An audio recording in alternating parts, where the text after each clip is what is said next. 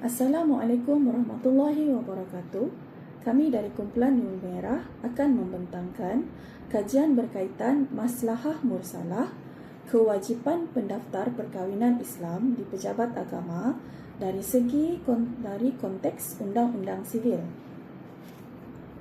Baiklah, saya akan membentangkan pengenalan mengenai konsep maslahah mursalah dan hubungannya dengan pentadbiran undang-undang Islam. Apakah yang dimaksudkan dengan maslahah mursalah? Maslahah mursalah ialah kemaslahatan atau kebaikan umum yang tidak disebut secara khusus dalam Al-Quran dan As-Sunnah, namun selaras dengan tujuan syarak, iaitu maqasid al-syariah, dan tidak pula bertentangan dengan nas serta ijma'. Imam Al-Ghazali pula mendefinisikan maslahah mursalah sebagai menarik manfaat dan menolak kemudaratan dalam rangka menjaga tujuan syarak. Ciri-ciri maslahah mursalah adalah tidak ada nas yang khusus yang menyebutnya secara terperinci, selaras dengan maqasid al-syariah, iaitu memelihara agama, nyawa, akal, keturunan dan juga harta. Tidak pula bertentangan dengan nas Al-Quran, sunnah dan ijma', juga memberi manfaat dan menolak kemudaratan kepada masyarakat. Asas pensyariatan maslahah mursalah berdasarkan kepada prinsip umum syarak. Dalam ayat Al-Quran, surah Al-Anbiya, ayat 107 yang membawa maksud, "Dan kami tidak mengutusmu, wahai Muhammad, melainkan untuk menjadi rahmat bagi sekalian alam." Dalam hadis riwayat Ibnu Majah, tidak boleh memudaratkan diri sendiri dan tidak boleh memudaratkan orang lain. Maka dengan ini dapatlah disimpulkan maqasid al-syariah merealisasikan kemaslahatan dan menolak kemudaratan ialah tujuan utama ditetapkannya hukum. Hubungan maslahah mursalah dengan pentadbiran undang-undang Islam menjadi asas penting kerana ianya membantu pembuatan undang-undang dengan memberi ruang kepada pihak berkuasa, pembuat dasar, mufti ataupun hakim menggubal atau menetapkan peraturan baharu demi kemaslahatan umum yang tidak dinyatakan secara khusus dalam nas. Kemudian kedua, fleksibel dan responsif. Ianya membolehkan undang-undang Islam menyesuaikan diri dengan perubahan zaman, tempat dan keadaan tanpa menjejaskan prinsip syarak. Ketiga, maslahah mursalah menyokong penuh maqasid al-syariah dari sudut ianya memastikan setiap tindakan pentadbiran undang-undang bertujuan merealisasikan kemaslahatan masyarakat dan menolak kemudaratan. Keempat, ianya memperkukuh tadbir urus dengan memberi justifikasi syar'i kepada dasar-dasar pentadbiran seperti undang-undang sivil, ekonomi, kesihatan, alam sekitar dan juga teknologi. Dan yang terakhir, ianya meningkatkan keadilan dan juga menjaga kebajikan. Maslahah mursalah menghasilkan sistem undang-undang yang adil, berhikmah dan membawa rahmat kepada seluruh masyarakat.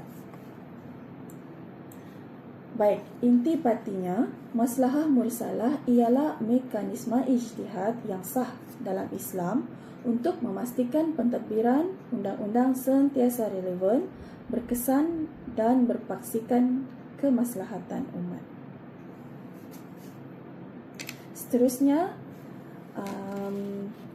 dalam kajian ini juga kami akan membentangkan sejarah dan kepentingan dokumen perkahwinan dari sudut perspektif maqasid syariah, peranan dan kewajipan pendaftar perkahwinan sebagai pelaksana maslahah, analisis impak ataupun kesan pengabaian pendaftaran perkahwinan dari mafsadah, iaitu dari segi hak terhadap isteri, hak terhadap anak dan juga terhadap pewarisan harta.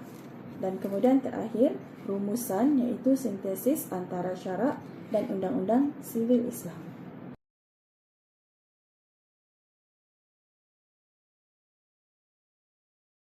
Assalamualaikum warahmatullahi taala wabarakatuh. Saya Nur Afika binti Muhammad Said, nombor metrik YQ25110003.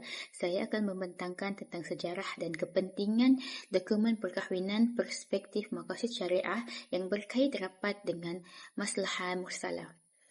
Pertama sekali, saya akan bentangkan tentang sejarah dokumen perkahwinan. Pada zaman Rasulullah SAW, perkahwinan disahkan melalui wali, saksi, ijab dan qabul. Pada ketika itu tiada dokumen rasmi dikeluarkan. Pengesahan perkahwinan dibuat berdasarkan pengakuan pasangan dan saksi dalam masyarakat. Kemudian, apabila tamadun Islam berkembang, urusan perkahwinan mula direkodkan secara bertulis. Tujuan rekod ini adalah untuk mengelakkan pertikaian, menjaga hak keluarga serta memudahkan urusan kehakiman apabila berlaku sebarang masalah atau tuntutan. Pada zaman kini, pendaftaran perkahwinan diwajibkan di pejabat agama. Pasangan yang berkahwin akan menerima sijil dan ini sebagai bukti rasmi bahawa perkahwinan tersebut sah di sisi undang-undang dan syarak. Seterusnya saya akan menerangkan kepentingan dokumen perkahwinan menurut maqasid syariah. Pertama, hifz al-nas, iaitu memelihara keturunan. Dokumen perkahwinan membantu membuktikan nasab anak, menjamin hak anak dari segi nafkah dan perwarisan serta mengelakkan kekeliruan keturunan. Kedua, hifz al-mal, iaitu memelihara harta. Dokumen ini melindungi hak nafkah, harta pencarian, hibah dan pusaka.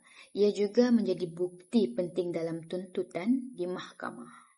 Ketiga ialah hifz al-ib, iaitu memelihara maruah. Sijil nikah membuktikan hubungan suami dan isteri yang sah dan dapat mengelakkan fitnah serta tuduhan yang tidak berasas. Keempat, dokumen perkahwinan menjamin keadilan. Ia memudahkan urusan berkaitan nafkah, hak penjagaan anak atau hadanah, serta tuntutan selepas perceraian. Dengan itu, hak semua pihak dapat dipelihara. Selain itu, kewajipan pendaftaran perkahwinan mempunyai hubungan dengan maslahah mursalah, iaitu kemaslahatan yang tidak disebut secara khusus dalam nas, tetapi tidak bercanggah dengan syarak. Pendaftaran perkahwinan membawa manfaat besar kepada masyarakat, melindungi hak suami, isteri dan anak-anak serta membantu mencapai objektif maqasid syariah dalam menjaga keturunan, harta dan maruah.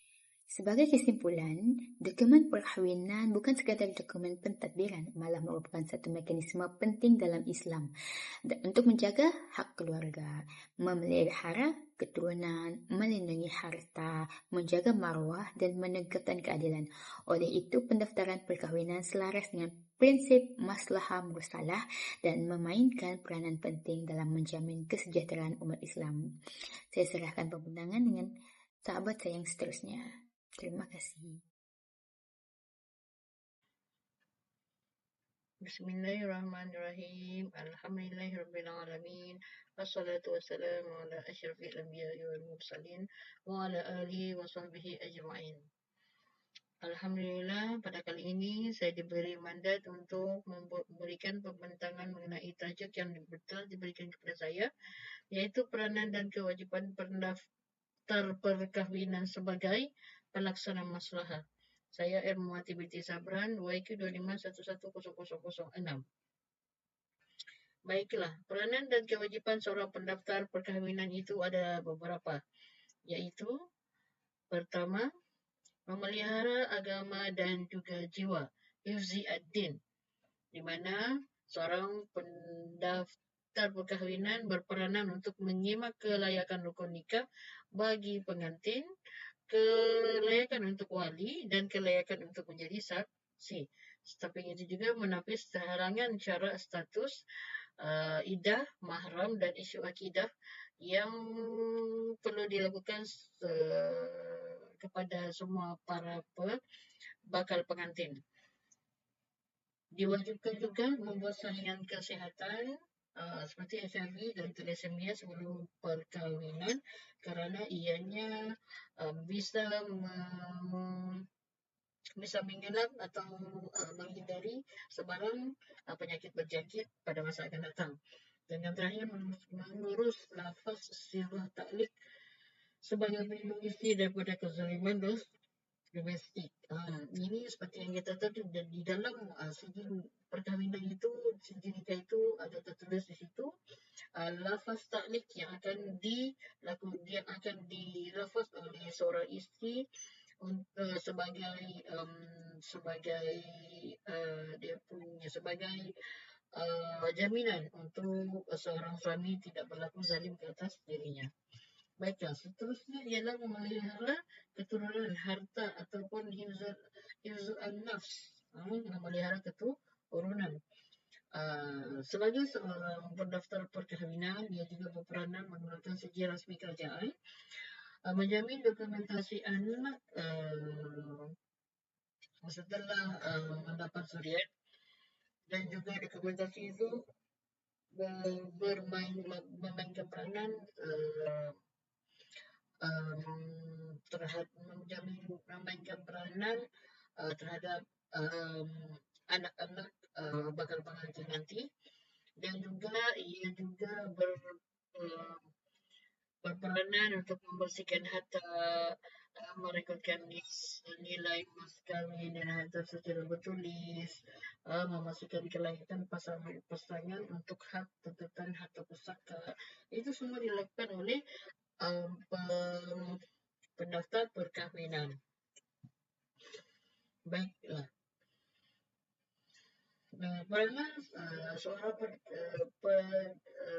pendaftar pernikahan itu menyekat kemudaratan atas adirai, iaitu membasmi nikah sedikit, iaitu menghalang pernikahan tanpa ada persetujuan, tanpa ada kebenaran, tanpa wali yang sah ataupun saksi yang tidak sepatutnya. Okey, lepas itu peranan dia juga ialah kawalan poligami, iaitu memastikan permohonan poligami telah melalui tapisan ketat Mahkamah Syariah dan bukannya sewenang-wenangnya dilakukan. Impaknya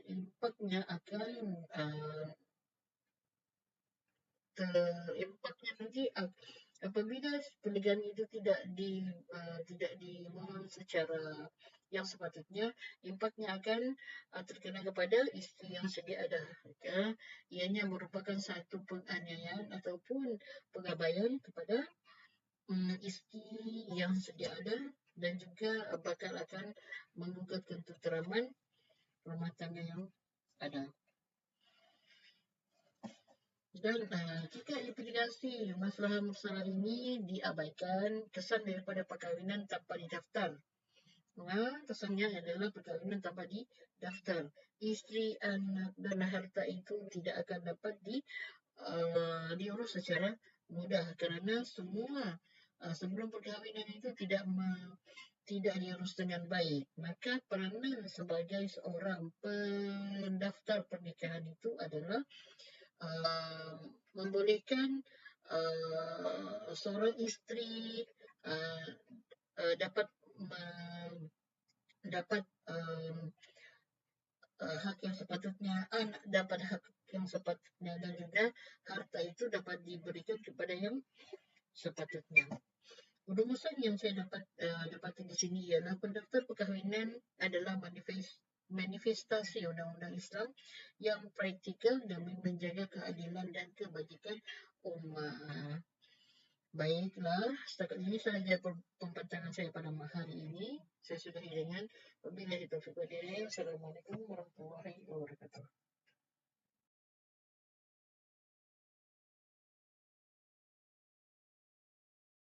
Seterusnya saya akan menyambung pembentangan ini bagi menganalisis kesan ataupun mafsadah apabila suatu ikatan perkahwinan itu tidak didaftarkan. Okey.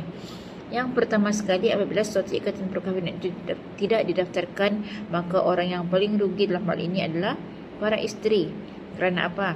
Apabila suatu perkahwinan itu tidak didaftarkan, para isteri ini akan kehilangan hak dari segi undang-undang sekiranya berlaku sebarang pengabaian ataupun gantung tidak bertali contohnya.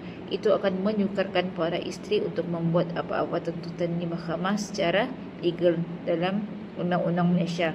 Kerana apa?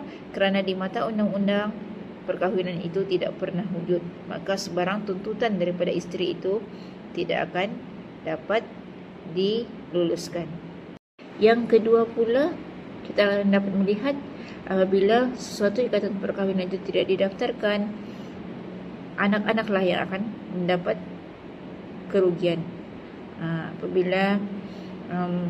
Apabila perkahwinan tidak didaftarkan, maka sukar untuk membuat ataupun mendapatkan sijil kelahiran rasmi bagi anak. Kerana apa? Kerana dokumen perkahwinan itu diperlukan bagi membuat sijil kelahiran anak. Jadi sekiranya dokumen sepenting itu pun tidak akan dapat dimiliki, dinafikan haknya untuk anak tersebut, maka akan berlarutanlah penafian itu sehingga kepada hak pendidikan ataupun hak untuk mendapatkan pemeriksaan kesihatan, dan ini adalah sesuatu yang amat merugikan. Akhir sekali, kita akan membincangkan dari sudut mafsadah ataupun impak negatif terhadap harta ataupun hifzul mal. Dalam hal ini, apabila seseorang suami itu meninggal dunia, maka isteri ataupun anak-anak tidak akan dapat menuntut harta secara faraid. Kerana apa? Kerana isteri dan anak-anak itu tidak diiktiraf dari sudut undang-undang Malaysia. Asbabnya adalah perkahwinan yang tidak didaftarkan, maka sebarang tuntutan harta secara faraid itu tidak akan dapat diteruskan dan isteri tidak akan mendapat apa-apa daripada si suami. Wallahu a'lam.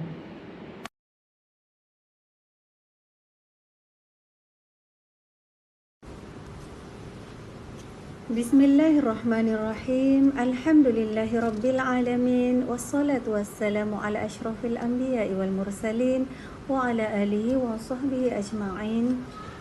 Rabbi shrah li sadri wa yassir li amri wahlul 'uqdatam min lisani yafqahu qawli. Saya Siti Anizah binti Wasri. InsyaAllah saya akan membentangkan tentang rumusan sintesis antara syarak dan undang-undang sivil Islam melalui konsep maslahah mursalah dalam kewajipan pendaftaran perkahwinan Islam. Pertama, maslahah mursalah menekankan kepentingan menjaga kemaslahatan umat. Walaupun kewajipan mendaftarkan perkahwinan tidak dinyatakan secara khusus dalam Al-Quran dan As-Sunnah, ia selaras dengan tujuan syarak untuk memastikan urusan perkahwinan berjalan secara teratur, sah dan terjamin serta mengelakkan kemudaratan. Kedua, pendaftar perkahwinan Islam di pejabat agama memainkan peranan yang penting dalam memastikan setiap perkahwinan memenuhi syarak dan rukun yang ditetapkan oleh hukum syarak. Selain itu, proses pendaftaran menyediakan rekod rasmi yang sah bagi melindungi hak suami, hak isteri dan hak anak-anak. Ketiga, syarak dan undang-undang sivil Islam bukanlah dua sistem yang bercanggah. Sebaliknya, kedua-duanya saling melengkapi. Syarak menyediakan asas dan prinsip hukum berdasarkan wahyu, manakala undang-undang sivil Islam bertindak sebagai mekanisme pelaksanaan yang lebih sistematik untuk memenuhi keperluan masyarakat semasa.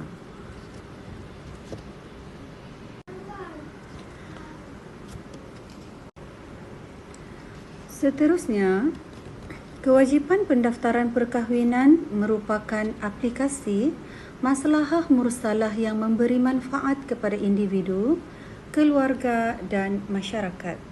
Ia membantu menjamin keadilan, melindungi hak-hak pihak yang terlibat serta memelihara institusi keluarga Islam.